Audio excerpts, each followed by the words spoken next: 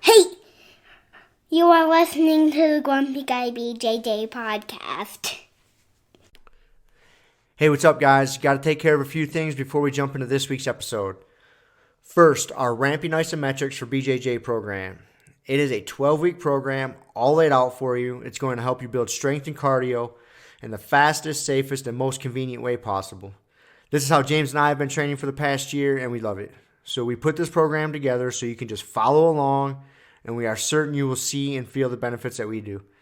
It's only $15. Just go to grumpyguybjj.com, click the drop-down menu in the upper right-hand corner, and you'll find it. Next, R3. This is our K2 D3 supplement. It is a combination of those two vitamins, D3 and K2. These are two vitamins that James and I have been taking for a long time that really help us recover from hard training sessions. And for only $15 with free shipping, you get a whole month's supply. I was going to pull up some studies explaining the benefits of D3 and K2, but I'm not going to insult your intelligence and pretend to be a fucking scientist. I take it. It helps me recover. That's it. So for $15, check it out. And last but certainly not least, we have partnered up with Jiu-Jitsu.com. They have a ton of awesome BJJ instructionals, and they have hooked us up with a discount code for our listeners. It's Grumpy10. So what you got to do is you go to Jiu-Jitsu.com, which is DIGITSU.com. Find the instructionals you want, throw them in a shopping cart. In the little discount code box, you type in Grumpy10, which is just GRUMPY and the number 10. 10. That's it. No spaces. Boom. You get 10% off. You're up and running. They got a nice app you can download on your phone. That way you can take your instructionals right to the gym with you, watch the technique, drill it. It's a pretty sweet setup. So once again, DIGITSU.com. Discount code Grumpy10, GRUMPY10. Simple as that. To find all this stuff I just got done talking about, go to our website, grumpyguybjj.com. Click the drop-down menu in the upper right-hand corner. There, you'll subscribe to our newsletter for podcast updates. You'll find links for the Ramping ISOs program, the R3 recovery supplement, and then under the programs and products tab, you'll find a link to Jiu-Jitsu.com. And let's be honest, if you guys can't figure out how to navigate a website by now, there's nothing I can do to help you. So quit fucking around, check it out, train hard, and let's get into this week's episode. Boom. Here we go. We're back. We're back. And by we, I mean we. We got the gang in here. We got Z here with us. What's up, Z? Hi. Today is my birthday party. It's Saturday. Yes, this afternoon we got your birthday party. You're already 7 because you turned 7 on Monday. Yeah. But today we have your birthday party with your friends. Mm-hmm. And Uncle Rob is going to give you his present. I know what it is. I'm pretty excited about it. I always like you getting presents because I get to play with them too. You won't be able to. Oh, yeah. So, all right. Yeah, don't worry about that thing. It'll keep recording. You don't have to touch it. Oh, And you okay. might touch the wrong part and make it stop. That part? Yeah. Or something. I don't know. Okay, So, yeah. Pokemon update. Mm-hmm. So, my Pokemon is Flying Pikachu. A flying Pikachu. Yeah, it has... I chose it because it has balloons on it. It's a balloon. Yeah, it's a Pikachu tied to a bunch of balloons. Yeah. That's kind of funny. Yeah, and it's actually level 12. Wow. It's better than level 11. Mm-hmm. So, And then it how many has hit points? 40 hit points. Okay, it's not the strongest one, but he's pretty cute. Yeah, it's an electric type. Okay. It's a basic too. What's his attacks? Thundershock and Fly. And fly. Okay. Okay, Thundershock does 10 damage, Fly does 30 damage. What's its weakness? Its weakness is nothing. Nothing, huh? That's a good strength. And its resistance is fighting types. Ooh, it's good against fighting types because it can just fly out of there. Away. Yep, And- being able to run away is your best self-defense. Yeah, and it is real. I do not understand why Fly does more than Thundershock. You know, if you ever meet the creator of the card, you guys can sit down and have a conversation about that. Yeah, and the flying Pikachu. It isn't just a normal Pikachu, so it isn't common. The flying Pikachu is rare. Ooh, yep. Sweet. It's not every day you find a Pikachu attached to a bunch of balloons. No. It's not every day you find a Pikachu, right? Yeah. But I have it feels like 15 of them. Do you? He's got a few. Yeah. And then under Thunder the Pikachu is a mouse Pokemon. Ooh, okay. I can see that. Height is 1.04 inches, I think. I think it's probably meters. Meters. That's what M is. It's that weird metric thing. Metric system. Yep. Born of the same mind that tried to give us the 8-day work week and all sorts of nonsense. The French Revolution. And weight is 8-day work week? Yeah, man. weight is They're trying 13. to standardize measurements in the country. Like Weight is 13.2 pounds. Cool. And then All right, we're not going to go over every little detail here. So, any other big details we want to go over? like wait. No, we're not going to sit here and read all of the attack stuff, man. So, I like it. Anything from school this week that was cool? No? What did we learn in jiu-jitsu this week? You remember? What did we go over? Getting out of escapes, right? What did we escape from? Well, You have to think about it. all right, man. Are you done? Okay. I think we should make Okay. this a requirement. We should do Pokemon update and a jiu-jitsu class recap. I don't want to. No. All right, man. All right, let's get this out of your toast. Cool, brother. All right, well, we appreciate the Pokemon update. Later, dude. We will see you later. Give me a kiss. Mwah. Okay, man. Bye. Bye. See you, man. See you in what feels like forever. Okay. Bye, bye, bye, bye, bye. All right. See you, buddy. All right. All right. So, it breaks down quickly. It did. You could see him fishing. The momentum, yeah. He's got. It's funny, man. He's coming in here and he's like focused on that card Yeah. to do the Pokemon update, and then it's like, all right, now anything outside of that card you want to tell us? Because you got a whole big life going on. You got all sorts of things going on besides this card. It's like, no, the card. The card. That's The all card. I was prepared to talk about. Yeah, the the card. What do you mean, man? It's the Can't card. shift gears. Yeah, so I guess it is unfair to expect us to expand. It is the Pokemon card update. It is. He's very clear about it. We know what it's about. Hey, we made a deal, and now we're changing the rules on them. Mm-hmm. So Changing the deal. that's where he gets it from. It's from me. My bad example ships.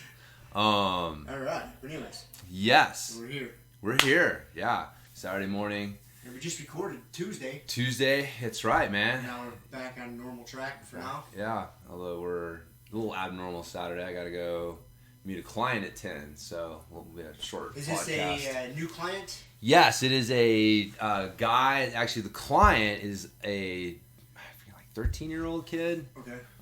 who races BMX, and then his dad is the guy who's setting all this up, obviously. Yeah. And but yeah, they heard me talk on it's called Rail to Berm, which is a BMX podcast, BMX racing podcast. Mhm. And I've been like sponsored their podcast forever, and so I was on talking about some movement-based stuff. They were, what was it? They were talking about like squats and something about like the importance of like, I don't know why, but like squats for BMX racing, because it's this big thing. Everybody squats. Like, how much can you squat, bro? And I just mentioned that, well, squatting's great, but if you look at like a gate start, which is the main thing that they're trying to do, like, that's the biggest, one of the most important parts of BMX racing is the gate start. If you beat that dude on those first few pedal strokes and get to that first corner first, the odds of you winning are astronomically higher than if you don't. And so that gate start's hugely important. And so the thought is like, well, if I get real strong with my squats, I'm helping my gate starts, because my leg strength and blah, blah, blah. And of course, if you look at top BMX guys and you test them, like, well, they've got higher than average squat strength. So ipso facto, you need to train your squats. And so where this leads is people chasing squat numbers and not necessarily like movement, like better movement and improving their movement skills. And then also like, well, squat is a vertical, power, like, you're creating energy vertically up and down with a squat. It's like a vertical jump. Whereas in a gate start on your bike, you're wanting to create energy horizontally, front to back. So it's more like a broad jump. And so that's more like a hip hinge, like a kettlebell swing or, Indian club swing preferably or something. But so it's a different energy projection. So again, it's funny. It's like, well, squat's good, but if you're really trying to improve that gate start and that snap out of the gate, you got to make sure you're working on that hip hinge too, because that's the horizontal projection of energy you're looking for. And so, yeah, he heard me talking about it, and he was like, wow, that sounds smart. So, if you use enough big words in the right order, makes you sound smart. Believing there's a flat earth and exactly. Space is fake. That's right. And that I can help him ride faster. So, that's cool, though. Yeah, so he's bringing his son because he wants to help him get off on the right foot with training and just kind of go over some movement stuff, and he's going to get him set up on some basic isometrics. So, we'll see what happens, but he wants to come hang out for a couple hours, and I charge $100 an hour, so if you want to come hang out with me. I can come drop some knowledge on you for a couple hours. Yeah, man. So, no, it'll be fun. I mean, I'll definitely be able to help him out. Yeah. I got more than a few things that I can show them that they're not going to get anywhere else. I mean, I'm going to show them how to do the windmill properly, just starting with the stick windmill, but that's like this movement that, like, that's cornering. Like, if you ride a bike, I mean, it's an important movement for everything, but if you ride a bike, it's super, super, super important. That ability to corkscrew yourself and twist your body while staying balanced over your base of support that's turning on. And so if you can't do that well off the bike, you're going to struggle to do it on the bike. But, like, you just never see, like, I'm still the only cycling coach, I'm pretty sure the only cycling coach in the world. Like, I would make that statement, and if I'm wrong, I'm not off by much. And it's probably someone who's copying my shit, if they're not. But no one talks about, like, using the windmill and how it connects to the cornering and how it's a vital movement skill for a cyclist. Like, you have to have it. It's not a, if you're a sprinter, especially like a 100-meter sprinter, you're just running a straight line, like, I can see why that maybe it's not as important for you, or a Olympic lifter or weightlifter, right? Like, because all of your energy is being created in a single line. But as soon as you got to turn, and you got to ask yourself to twist your body in a way, because that's how you turn, right? Like, running it's a controlled fall, right? So we got to fall to the side to turn, right? So you're twisting yourself in this way. So you got to create this unbalanced position to get the energy to start to rotate and turn so that you can turn.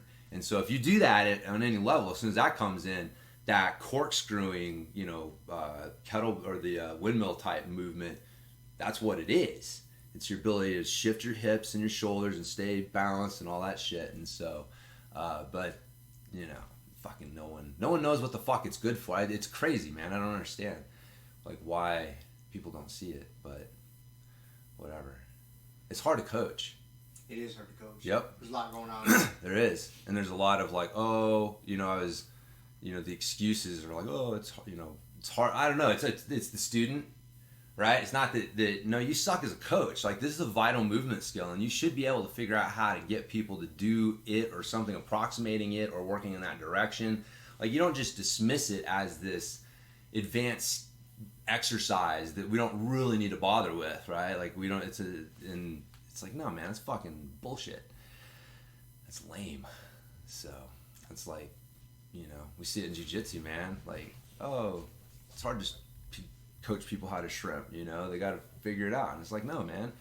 Maybe your fucking coaching cues suck ass. You got to figure out the right words. Yes. The right noise to make with your right. face. To move properly. But you got to believe that that's possible. I was talking with one of the guys that trains with us there at Fruta, and he's a, what does he do, man? He's a super smart guy. He does, like, he educates the other doctors on shit at St. Mary's, so he's, like, in this educational role as a doctor for other doctors. And we were talking about, like, he got into that like because he likes helping people, and he likes seeing people go from not being able to do it at all to, oh man, okay, you got this figured out, you're pretty confident at it. And again, it's like why I like coaching jiu-jitsu or other skills, like seeing that.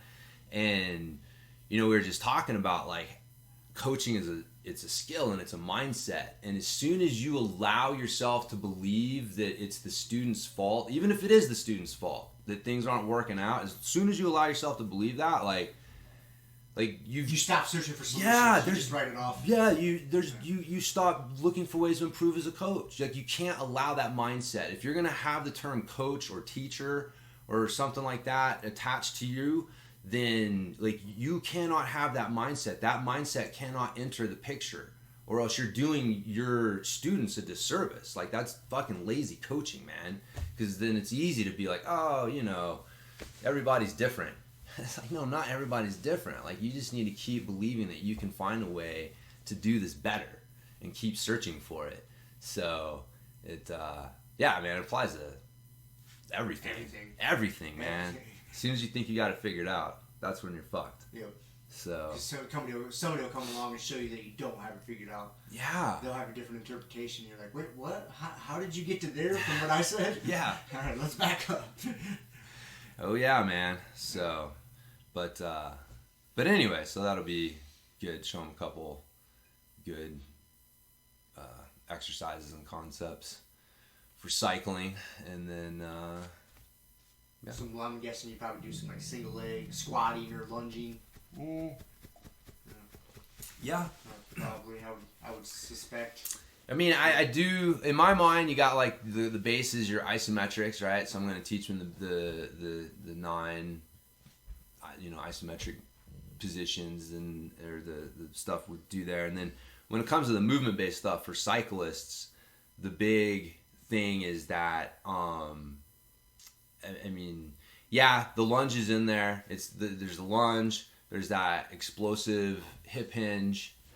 So like your swing, some sort of swing or jump, or even like taking the band and putting it around your hips and having the band loaded low. Remember the horizontal loading thing? Do you still do that shit? To where like the band's hooked around your hips. Around your hips, Yeah. So like horizontally loading the hips. Yep. Something to get like that, because a deadlift is a vertical. You're picking the weight. It's a vertical energy projection. Mm-hmm. So if you really want to train, specific to that, you're wanting to, get something along those lines. So the windmill, the push up is, good. I mean, that's moving cockpit range of motion.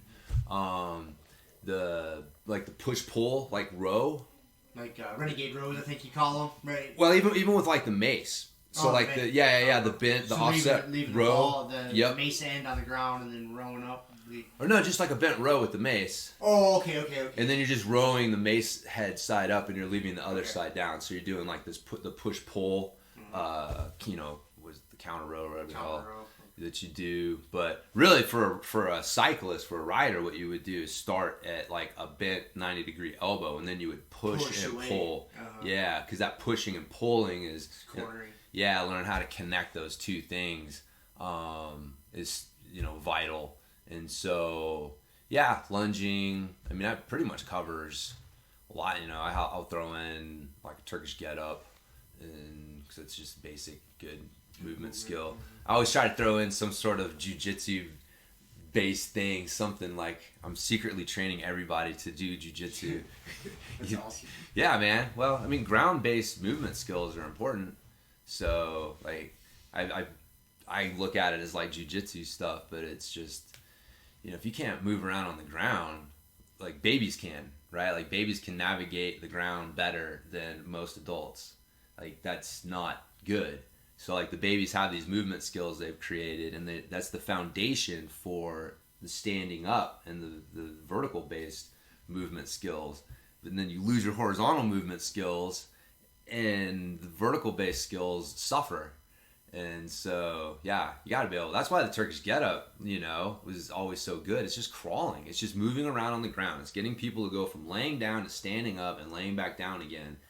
And just in its most basic form, it's just, learning how to change from vertical to horizontal and back up again. And people forget how to do it.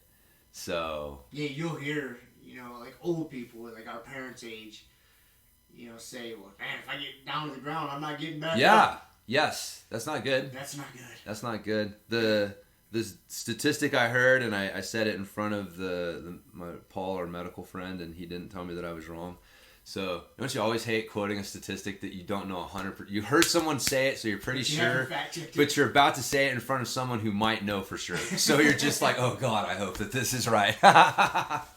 But yeah, like statistically speaking, if you fall and break a hip, or someone gets diagnosed with cancer on that same day, that in 2-3 years you're more likely to be dead from the broken hip than you are from cancer. Really? Yeah, that's one of the leading things. If like an older person falls and breaks a hip, it's not breaking the hip, it's just all of the things that spiral out. Like now they can't move, they're laying down, they get pneumonia, right. And like all these things start to happen. But it stemmed from falling down and breaking their hip. And it's just not knowing how to navigate your environment with integrity. And you're just like, I got to get from my chair to the counter over there. And it's just like this, like very controlled, like, they shuffle. They don't have integrity anymore. They're able to shuffle through. Yeah, I see that. I think I've talked about it on here. I talked about it with you off podcast, but I got that. Basically, a friend of mine, he's an old dude. He's like at least 85 years old. Yeah. And I go over and help him out with his dog and change light bulbs and fix his fence, every once in a while. And and like he was walking around his house the other day having me do some stuff for him, and he usually walks around with a hiking stick, basically. Yeah. And you set it down somewhere, and he can get around without it, but it's not ideal. And then we got to like the other side of the house, and he's like, "Oh, where's my stick?" And so then he's like, "Yeah, He's like, "I can get around, but my legs get kind of tired, and I'll end up on the ground if I don't have this thing." And dude, literally just walking around. I mean, and his house isn't anything abnormal. Yep. Just walking from one side of the house to the other, and then out to the garage and back, and he just lost the strength in his legs just from lack of use. And then now walking is a chore. Yeah. You gotta have, so now you're using a stick. And eventually using that stick's gonna be a chore. It's not gonna be enough. Then you're gonna need a walker, and it's like, man, you gotta keep that leg strength up. Yeah, if you're not doing something to even just slow the fucking thing down. Slow it down. Man. Slow the deterioration down. Yeah. And I could just see that, and I'm like, oh man. Yep. But that's where we're all headed if you don't keep it in check. Yeah. Yeah. Your body deteriorates. Yeah, you got to take care of your meat sack. We don't last forever. No, man, not at all. Yeah, that's you're the survivability rate of everyone goes to zero on a long enough timeline. And you're just trying to optimize that and push it out as far as you can. But at the end of the day, like you're not gonna win. I mean. Yeah, you have to. Yeah, but you have to approach it that way, because if you don't, man, you're just gonna get to the end and it's gonna suck. Yeah. Like that's everybody's nightmare, man. It is, dude. Like, dude, you don't want to be old because you equate being old with being like helpless and just feeble and sick, and it's like, man, I don't want to be that. So, but it doesn't have to be that way if you take care of yourself, and that's what's cool with jiu-jitsu. You can do this shit forever, So it's actually, I'm doing my new mountain bike camp. So I did one last fall. I'm gonna have 2 this year. One in May. March, yeah, May. I always get March and May confused. And but I'm gonna do it. I'm kind of ripping off Steve Maxwell's idea. I'm gonna call it the Riding for a Lifetime MTB camp. And yeah, man. But the thing is I got the idea, 1, from that, but 2, just that last camp that I had, all 4 of the riders were there. And no one was there trying to get better at racing. They weren't like, hey, man, I'm trying to get better on my Strava times. They were all, man, I just want to know how to keep doing this. Like, I really like riding my bike. I want to get better tomorrow, but I also want to know, like, how do I keep doing this? Like, what do I do so I can keep doing this without having to give this up because of age or injury, or maybe not give it up, but you just greatly reduce what you're able to do. And especially mountain biking, because it is a physically demanding sport. Like, as far as like your strength to weight ratio plays a much bigger role with mountain biking than it does like road cycling. And so, and you once you start to lose that strength and that strength to weight ratio starts going down, then all of a sudden riding your bike is a totally different experience, and it's not as much fun. And then you're, like I said, you're either reduced to, going and doing something else, or just riding easy trails all the time, or whatever. And it's like, man, that sucks. No one wants to do that.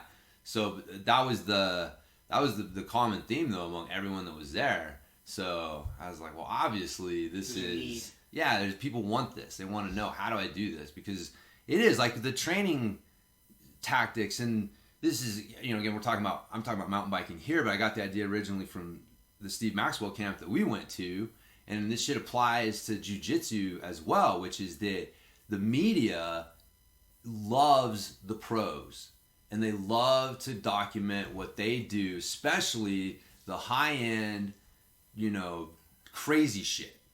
And so they give this impression that that's training, but that shit's not sustainable. On a long enough timeline, that's the thing. Like, you don't see, well, where are these people who are training like this in 10 years? Exactly. Oh, they're fucked up. Yeah. Their low back's hurt. Their shoulder surgery. You know what I mean? Ronnie Coleman. You know what I mean? It is a good example. Like, him in the late 90s, right? That was when he was... Early 90s, right? No, early 90s was Dorian Yates. That was Dorian Yates. Yeah, Dorian Yates was when I was in high school. So it would be like mid Ronnie Coleman came right after that. Yeah, so like mid to late 90s, right? Like, he was the inspiration for training like a maniac. Right. You're going to load as much weight as you can, and you know what I mean? But fast forward, okay, is that really worth it? Like, for him, yes, but like for the person who doesn't know, like, is all the people out there that are suffering from fucking back injuries and blown out fucking discs because they were squatting their faces off because, Ronnie Coleman's fucking doing it. Lightweight. Yeah. And they're just normal dudes, right? They never paid their bills based on this stuff, and they're shuffling around now because their back's fucked up. Was it really worth it for them? And it's just like, no. And that's again, kind of what Steve Maxwell was talking about is like, man, you can't, you got to look at this differently. It's not what's going to make me better tomorrow. It's what's going to make me better tomorrow, and I can continue to do this for 10 years and not get fucked up. And if you can't do it, like, there's obviously a time and a place for like for training intense like that, right? Like, but I think what Dan John's got that the park bench versus bus bench analogy, like when you're on the bus bench, like you're waiting for the bus to come and he's got to take you there in a certain place, and so like those workouts have a very different feel. When you're sitting on a bus bench, that feels much different than when you're sitting on a park bench where you're like just chilling. I don't really have anything planned. I'm just sitting here enjoying, whatever. So most of your training should have that park bench approach, not the bus bench. But that's what the fitness media documents, and that, as a result, different sports like jiu-jitsu, cycling, whatever, they also kind of have this approach to reporting on training. Remember that we looked at those fucking stupid Instagram videos. Remember the chick standing on a weird thing that was like, and the chick that tried to jump up and fell backwards and busted her ass, and like all of those. And this is something posted on like the top mountain biking website in the world, doing a social media roundup of off-season training of the pros. Right? What is the message? If you're an average rider, what is the message that you're getting from this fucking bullshit? Like, oh, that's what I need to be doing. And it's like, no, man, no. It's like, if you want to do this for a lifetime, you cannot be doing that stuff. That shit's going to break you down. So, yeah, I think, I hope that people will be interested in coming, but I have a feeling that they will. I bet they will. Yeah. I mean, my most popular program right now is my 40-plus rider program. I mean, just it's a... Well, because, I'm slowly coming to terms with it, and I am fighting, raging against reality, but, I'm 40 going on 41, and, yeah, man, it's really easy just to try to maintain a unsustainable trajectory. Yeah. You realize the trajectory has to change, man. It has to change, it's like, man. fuck. Yeah. It's a hard pill to swallow. Yep. I'm raging against it, but... Yeah. Yeah, it's there's optimal and then there's reality. and you just got to optimize reality. I think as long as you're just trying to optimize reality, you know, guys like us will never be 100% happy. No. But, you know, it's just hard too, man, because that's the thing is, you know, we both fucking train hard. Like we've experienced, you know, what it's like to be, like, I don't want to say it, like, in our peak physically. Like, I'm not in my peak physically. This is not my physical peak. Nope. 44 is not my fucking physical peak, like, at all.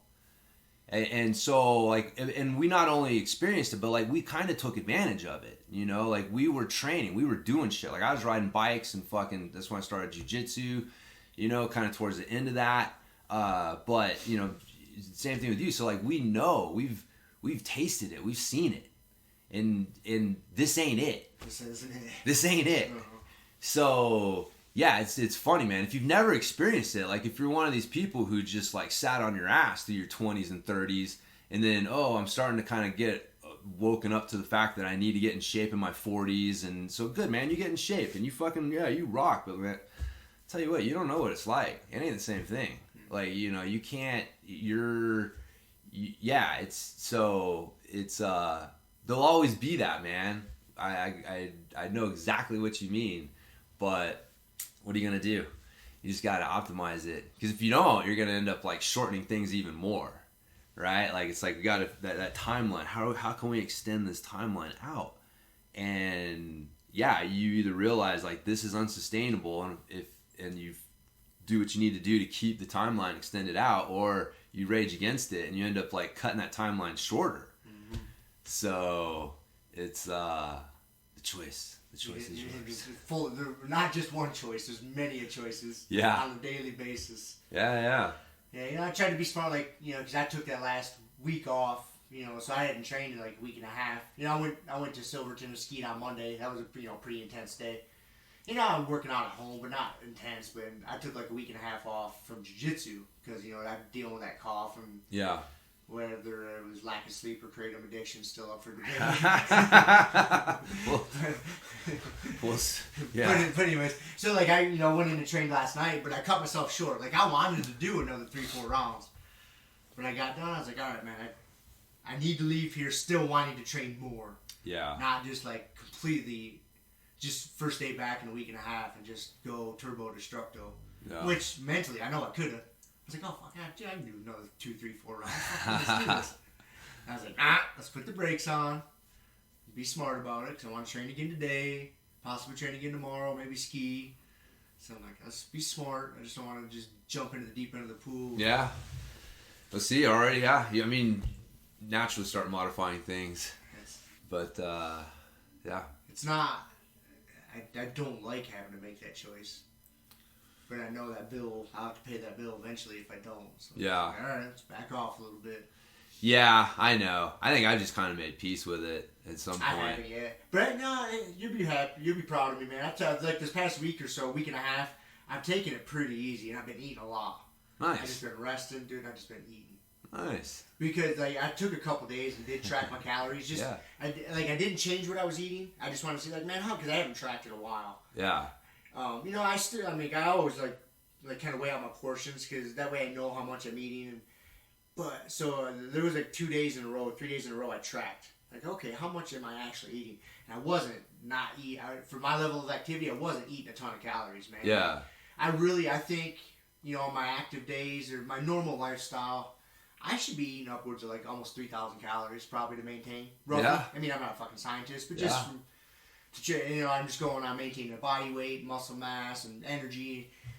Dude, there was days like, I think, man, like on the high day, on those 3 days when I didn't change anything, I was barely eating over 2,000 calories. And I wasn't hungry. I didn't allow myself to get really hungry. I was eating, but it just wasn't calorie dense food. Yeah. I was like, oh, fuck. So then now I've been up and I'm like, all right, let's shoot for 3,000 calories a day.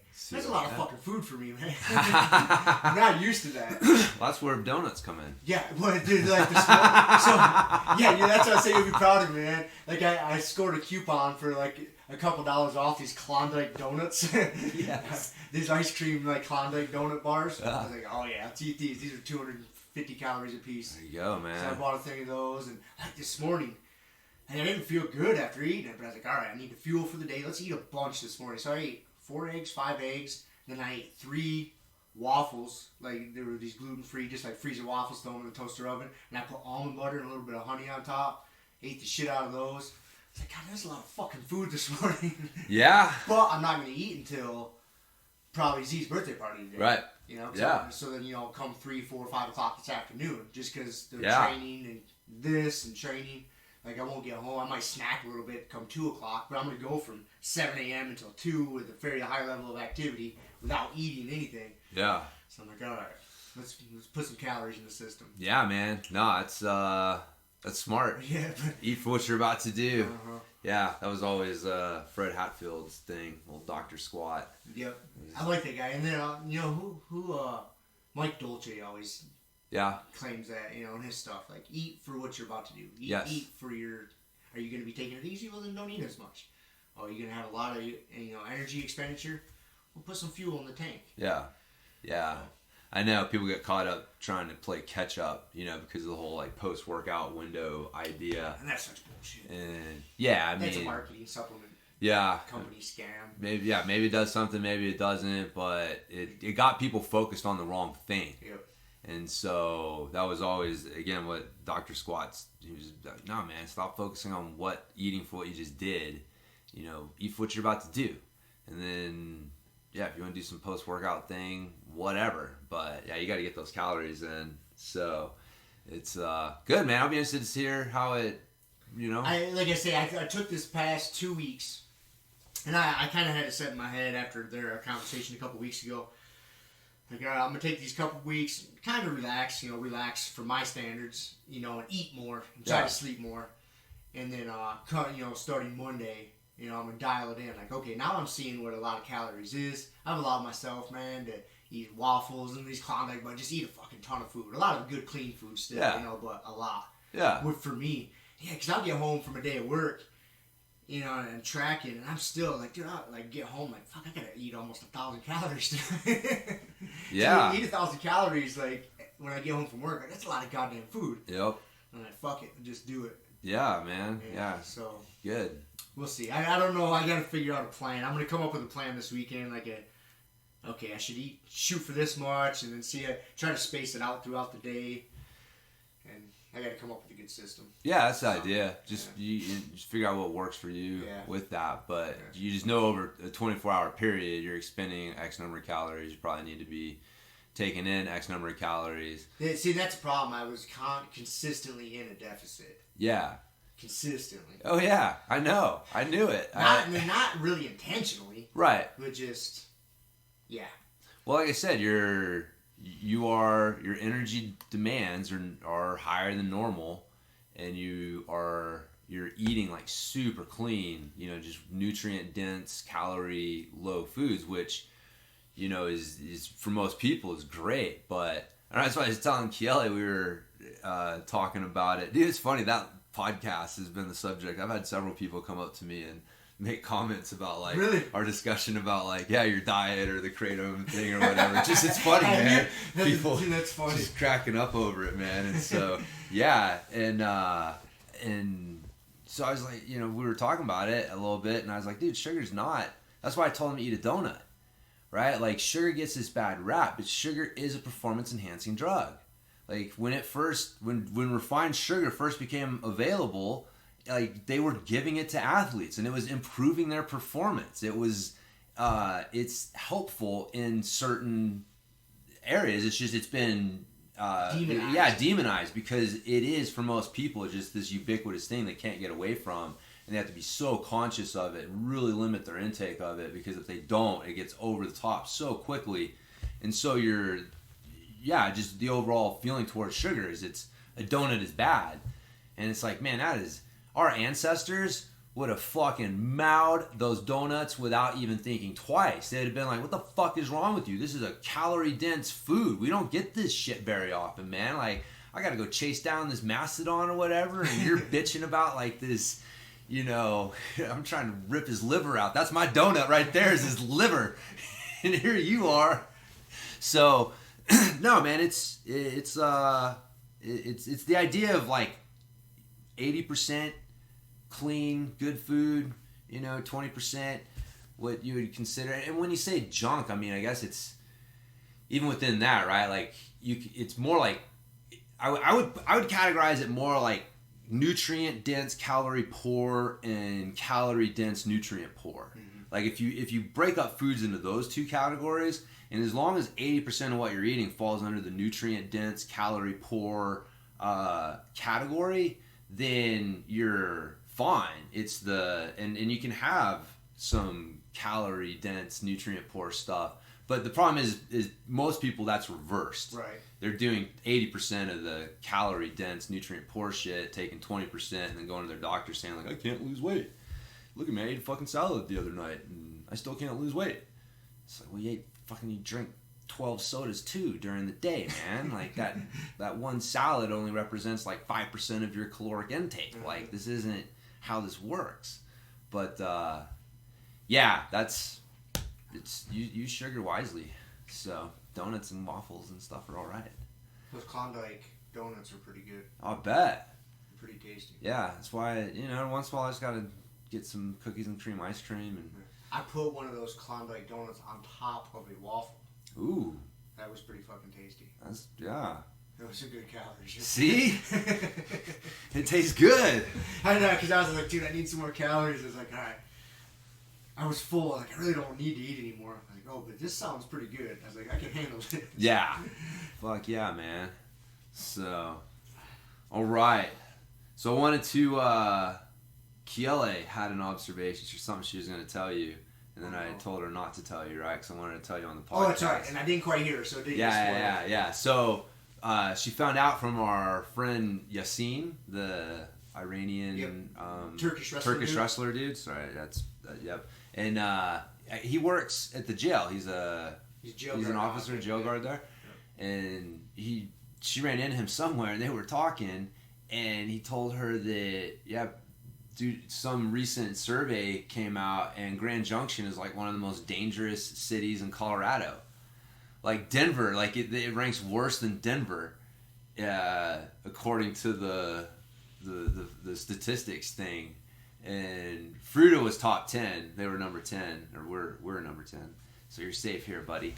But it was like number 34, 33 or something in the state. And ranked like just behind Denver. As what? Most dangerous city? Yeah. I need to see this survey. I wonder what they're...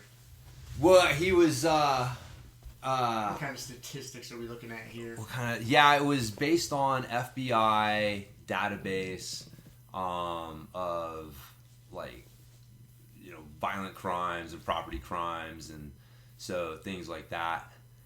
Drugs. Based on per capita. Yeah, exactly. I remember when I lived in Clovis, in California. That's right outside of Fresno. In Fresno, it was the same thing. Like it was one of the most dangerous cities in California, and it was a per capita thing. But yeah, per capita, like they had more murders, more car thefts, more drug crimes than LA. Like it was crazy. So you get these weird little pockets.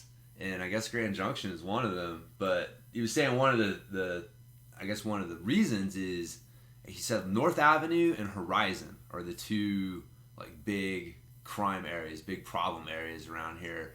And he said Horizon because it's right off the highway there, and there's so much drug trafficking going along the I-70 corridor here that it just attracts. There's a bunch of hotels and gas stations right there. Yep.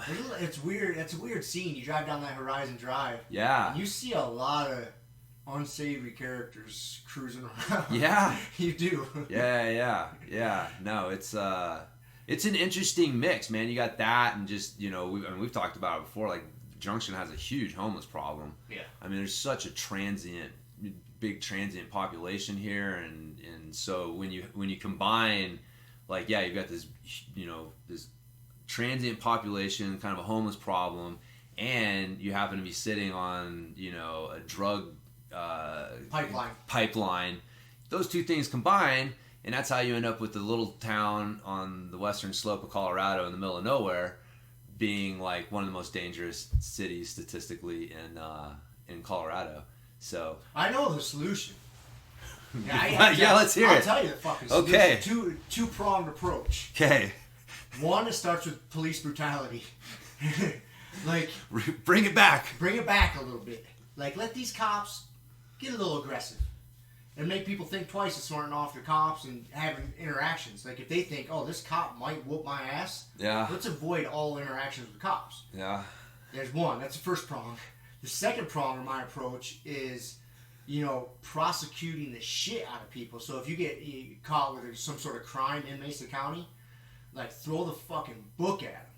Because it'll make people think twice. Ah, fuck, man. These judges in Mesa County, they're going to come after you. You're going to get the mandatory sentence. Yeah. It's going to make you think twice of committing a crime in this, municipality. So you're like, oh, as we go through Mesa County, we're going to have all our headlights are working, our blinkers are working, we're going to blaze through, we're not going to stop, we're not going to make any sales, we're just going to, if we got to stop, we're going to get out of town as fast as possible.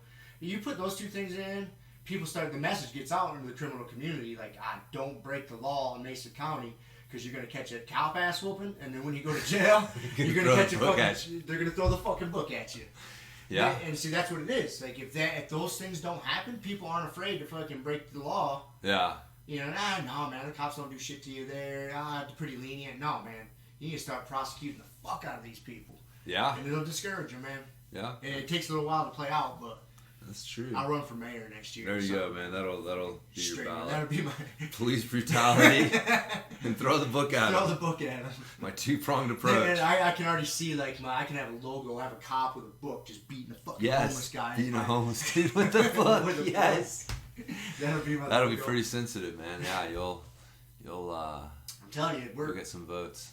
You might get some votes around here. I'll probably get quite a few votes around here. Yeah, around here, man. So, yeah, that's funny. The thing I was thinking is, what's hilarious is everyone's afraid to or not everyone, but like the big thing is about letting the dispensaries, like, around here is, the fucking crime that comes with them. It's like, you really think it's gonna get fucking worse? Like, look at this shit. Like, we're all like, what is gonna get worse than where we're at? Right. It's not like we're this fucking top 10. Like, Fruta might have an argument, right? Like, we ranked in the top 10, and we don't want to, like, invite this unsavory element. It's like, motherfucker, that unsavory element lives in Junction.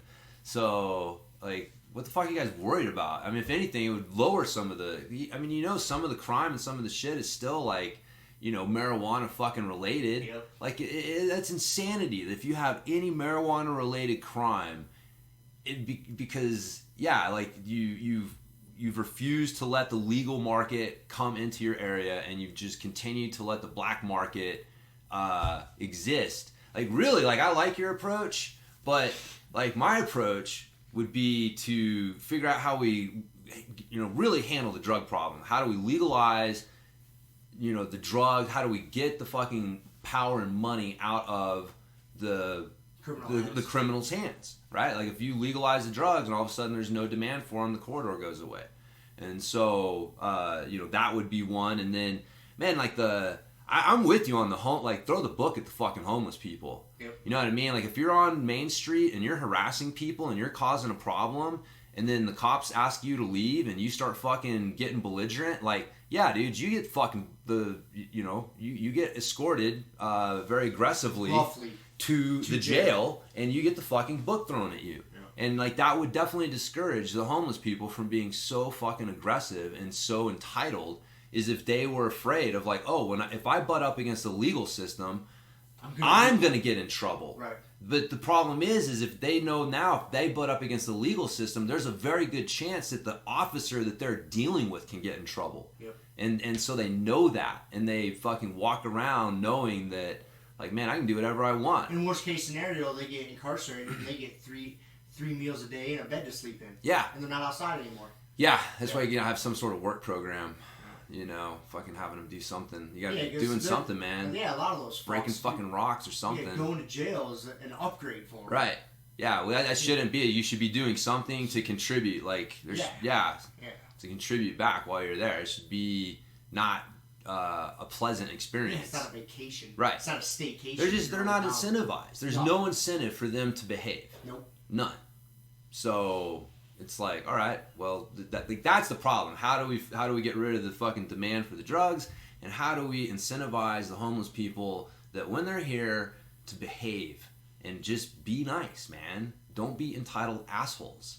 And I think that would make things better. Police brutality, buddy. Yeah, we could just do that. I like that. And, I wonder, man, because every once in a while you see some homeless person try to fucking stand on a corner here in Fruita, and they don't make it very long. Like, they're gone the next day. And, I've often wondered, man, if, like, the Fruita police have a little bit different discussion than the Junction police do, and then go drop them off at that fucking truck stop and tell them, look, man, like, north or west of this fucking truck stop is off limits. Like, you guys have east of here.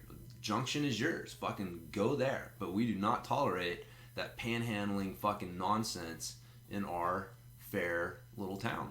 So, which is one of the reasons I moved back here, man, to be honest with you. Like, I like the vibe. When I'm in Fruita, I feel like this is a small, cool little town. Like, when I'm in Junction, it's just like, especially like you go downtown, and it's like, what the fuck is going on here? Like, we got all these homeless people like a big city, but we got none of the amenities of a big city. I don't have any fucking good restaurants. I got nothing fun to go do. Like, there's nothing good here, like, that you would have. You'd be like, all right, I know I got this problem, but I tolerate it because... like, if you live in Denver, there's so much to fucking do that you can justify, like, yeah, blah, blah, blah, I'll deal with it.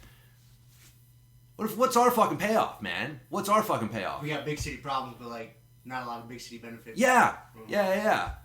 So, that's why I'm like, dude, let's just go back to Fruita. So. I can see that. Yeah, Junction's a nice place, man. I like it, but it is just it's got just some weird fucking energies. It's a weird scene. Flowing through. Yeah. Yeah, I mean, this is a land of Jan 2/10 Road. I mean, who the fuck thought that was a good idea? Like, let's name everything this. And yeah, they didn't foresee the future and trying to put that into your navigator. Listening to your navigator try to fucking say it. So, cool. Oh, we still got like 10 minutes, man. So what, I'm curious. Keely said you had like these 5 questions things that you asked her. Yeah, so, Paul, my buddy Paul and I, and my other podcast, The Skeptic and the Pastor, after we got done recording yesterday, he's taking a class right now. He's pursuing his degree. I forget what degree, but the class he's taking is worldviews. I forget what the whole title of the class was, but it's about different worldviews. And he had an assignment where he's got to interview like 5 people to get their worldviews. Interesting. And his professor gave him these 5 questions that are kind of like a really good way to figure out someone's worldview. It sums it up. Yeah. Kind of like a personality test for your worldview. And I'm gonna ask them to you, and like these could be really complicated questions. Like you could take each question and have an hour-long discussion about each one. But that's not the point. I promise we'll just bury the body, Rob. Exactly. We won't get so just make it quick. Like I answered because he interviewed me video and audio for his class, and we had the conversation done in like literally under 5 minutes. Yeah. We hit record and it was less than 5 minutes. So I'll present these questions to you. Yeah. First one. Okay. How did this all begin? The world, everything. Like what is your view on how this all came to be? On how this all came to be. I believe that there was some higher power that created and put all this in motion. Okay, cool. Number 2, I might screw up the order of these, but that's okay. What is a human being? A human being is a animated meat sack, animated by the consciousness and soul. Interesting. Okay. 3, what is truth? Truth. Ooh. That's a tough one. That's a tough one. The human being one and the truth one were probably the 2 of the hardest ones. Like to sum it up, to make it simple. That's not a simple answer. Right. No, that's man. Truth is, I would say, like. Yeah. I know. It's like, so what do you what is the justification? Like, I believe that there is a that in any situation, in any interaction, that there is a positive end of the spectrum and a negative end of the spectrum, and that truth is you acting and speaking in the best way that you can at that moment, trying to get as close to the good end of the spectrum as you can. So it's based in what's right or wrong. Yeah, sort of. I believe that truth has its grounding in that, and just there's a fundamental, right and wrong that, and so. It's funny. That's before I go into the last two questions. There was that interview between Sam Harris and Jordan Peterson. I forget who was that. I think Jordan was conducting the interview. Yeah. And they were going to have a big, broader discussion, but they got hung up on what is truth. Yeah. And they could not come to an agreement. So the conversation couldn't progress. Right. It got bogged down. This took place like a year or something. Yeah. But that was basically Jordan's take on it. Like it's rooted in what's right or wrong. Like, and it kind of basically what you said in a stretched out version. But that's interesting. Yeah, I would say like truth on some level is a human construct. So like I don't believe that dogs, I don't believe that animals, like I don't believe that truth is a. It's not in their worldview. You know what I mean? There is no truth or untruth. It just is. It just is. And it's a human thing. That's because I believe, like, say we talk about dogs, there is no untruth of their world. Yeah, they don't know how to be deceitful. They don't know how to be deceitful. It's not. They don't know. They can't see themselves in a way that allows them to be, and humans can, which is it allows us to use that for good, and it also allows us to use it for bad. But that's the whole thing. So truth on some level is a human construct, and so if it's a human construct, then we are defining it based on our view of it, which on some level has to do with what we see as right and wrong. So it's that would be my rationale for why. That's a good answer. Or I should say, it's an interesting answer. I should say good or bad. But so what would I say? Where did we come from? What's a human being? Where does truth? Right or wrong? Morals. Where do you think that comes from? How do we know what's right or wrong? How do we know what's right or wrong? I believe, again, that there is,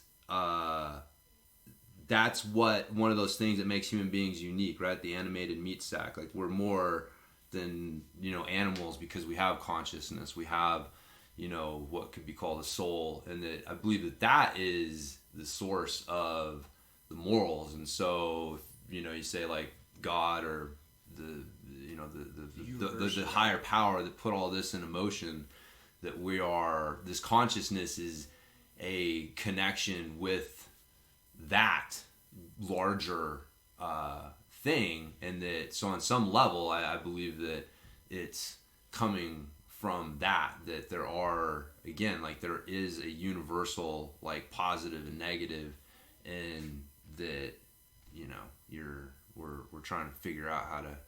So it's innate. It's in us. Yeah, I believe so. I believe that. It's like the blank slate versus like your environment, right? It's not either or. It's a little of both. But I don't think that it's a coincidence that almost all societies throughout time have had pretty similar, morals and rules and stuff like that. And again, like you've got your outlier things here and there, but basic things like, don't murder people, don't steal, don't lie, these basic things. These are things that would get you kicked out of the tribe back in the day, at the beginning and throughout time have been frowned upon and stuff. And so I don't think that that's a coincidence. I know you can argue like, oh, it's this evolutionary theory thing, but I don't know. I don't believe in. I believe that there is I believe there's something larger than this, and that connection to it helps, bring is part of the source of it. So. And that leads right to the last question: where do we go when we die? Man, that's a good one.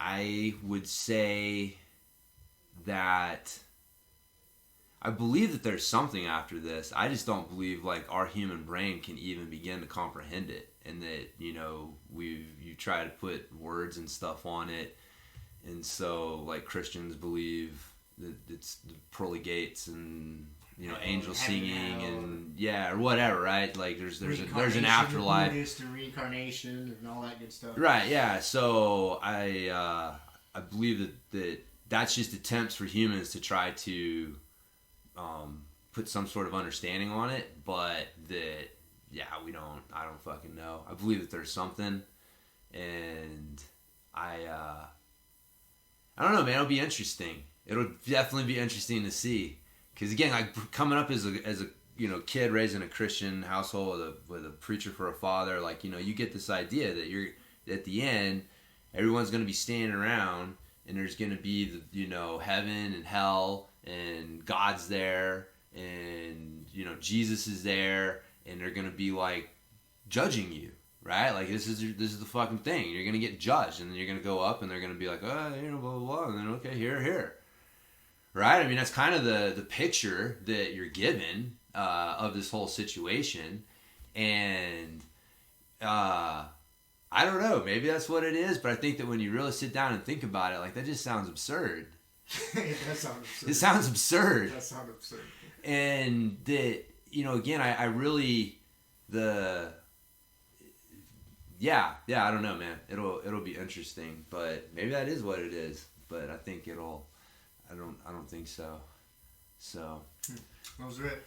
Those are 5 questions. It's not too far off from how I answered it. So question number 1, where did it all go? Or where did it all start? And then question number 5, where did we all go? I answered them basically the same way. Like, I don't know. Yeah. I'm okay with not knowing. Yeah. I don't know. I mean, if you really pin me down, I'm not gonna I don't know, but that's exactly how I answered it. I said I don't know, but maybe it's a Big Bang Theory on how this all got started, and then evolution. It's kind of like, okay, if I had to pick one, all right, I'll go with that. But I'm not gonna die on that hill. As far as where do we go when we die? Same thing. I was like, I don't know. If you want me to pick one, I would say I would like it to be like the Buddhist mindset, the reincarnation. You just keep getting reincarnated until you get it right, and then you become enlightened. It may take you 1,000 times of being reincarnated, or it may take you just a couple goes at it if you're really good. Or you might come back as a dog, or you might go backwards a couple times. And then so that's how I answered both those. Human being, I basically said the same thing. It's just I didn't want to get into the consciousness thing. I was like, we're just apes. We're just these apes running around trying to survive. That's just what a human being is. Again, it can get a very complicated conversation, but I was like, we'll just keep it at that. Keep it simple. Truth, I basically said something, you got to be able to prove truth. But it's weird because my truth could be different than yours, and my truth may change. But for a simple answer, something you can prove, something tangible. Yeah. What was it? Oh, morals. Kind of the same thing. I said it's innate. It's in us through it. Maybe evolution. Again, like you learn. I think it's one, we're born with the set, and then we get taught, and our tribe, our society teaches us what's right or wrong. Yeah. A little of both. A little of both. They're in you. Yeah, there's definitely something in you, man. There's something in you. Whether that comes from a higher power or evolution. If you got kicked out of the tribe and you didn't get to sleep in the cave at night, you got eaten by a saber-tooth tiger. Yeah. And so those people died off, the people that weren't born with those proper morals. And then so, whatever. And then, is that all? Human being, the apes, the truth, morals. Yeah, I summed them up pretty quick. Because it wasn't supposed to be a real long conversation, so I just had all right, here we go. Yeah, They're interesting questions to think about. They are interesting. None of them are simple answers, man. No. And like you say, you could talk for hours about each one. Well, you know what's funny, though? It probably says a lot about your worldview if you have simple answers. If you're like, how did it all start? God. Yeah, exactly. What is truth? The Bible. The Bible, yeah.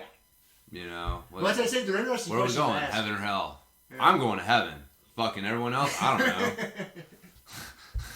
All you sinners. I look around, I got problems with all you people, but we'll just see what God has to say. So, next question. You know what I mean? Like, it does. And I kind of like putting like, all right, keep these answers somewhat simple. I know they're not simple questions, but we're not gonna have a long conversation each one. Just like simple answers. Yeah, simple answers. But yeah, no, but that's the thing. You run into those people where they're sure they know, or you run the other person. Like, where'd this all start? The Big Bang, evolution. Where are we going? Nowhere. The lights turn off. Yeah. You know, where do morals come from? It's a societal construct. Yep. Okay, you know, like both of those people are fucking boring. Yeah. So yeah, it's the people who are like, you don't meet a ton, at least in our circle, you don't meet a ton of people on either end. Everybody's kind of a mix. Yeah, no, that is true. You know, it's funny. I asked Kelly and Angela last night. I was cleaning the mats. I was like, all right, I got 5 questions for you. Yes. Yeah. I was like, I'm going to ask you so I can judge you both harshly on your answers. It was interesting to hear their answers side by side. Right. To see the differences. Yeah, she told me, and I was like, nah, I don't want to know. I'm going to... That's good. That way you didn't have time to think about it. Yeah, no, I'm glad I didn't. Yeah. So, it's better to not have time to think about it. In the moment was definitely better. But cool. Interesting stuff. But I do know that right now, the truth is, we got to wrap it up. Yep. Because I got to go... Train some folks. Train some kids, show them how to do his windmills properly, and go from there, man. So... Cool. We'll see. I might be able to make it in for open mat, but I'm not counting on it. And then if I miss today, I might go in and train tomorrow with you guys. So I'm not 100% sure if I'm training tomorrow. I haven't thought that far ahead. That's fine. I'm just talking out loud as we wrap it up. Cool. So sounds good. All right. Let's wrap it up. Let's do it. See you. Thank you for listening to the Grumpy Guy BJJ Podcast. Thank you all for listening. You can find us on Podbean, Apple Podcasts, Spotify, and wherever else you listen to podcasts. Please make sure to subscribe and leave us a review. It really does help and will allow us to keep putting out episodes. If you have any questions, comments, or ideas, hit us up at grumpyguybjj@gmail.com. Also, go to our website, grumpyguybjj.com, and get signed up for podcast updates and get our free BJJ Improvement Starter Kit. That's it for now. So get on the mat, train hard, and talk to you all next week. With a permanent friend, a hermit now, boom. Doggy stool, foggy, cool, got a froggy outside Molly dude. Melancholy Daisy Duke, hanging by the lace of their shoes. No trace of the tools, shaped in your face, fuck the rules. Snooze, you lose. One eye always open, in times 2, no clue, but soon a brief monsoon might give you a view to choose. Stay tuned, include, won't conclude. To the end is near, beware there's consequences for what you do. To me and demons, a devil of many levels, I keep on feeding for several of them rebels. Me, myself, and I. Me, myself, and I.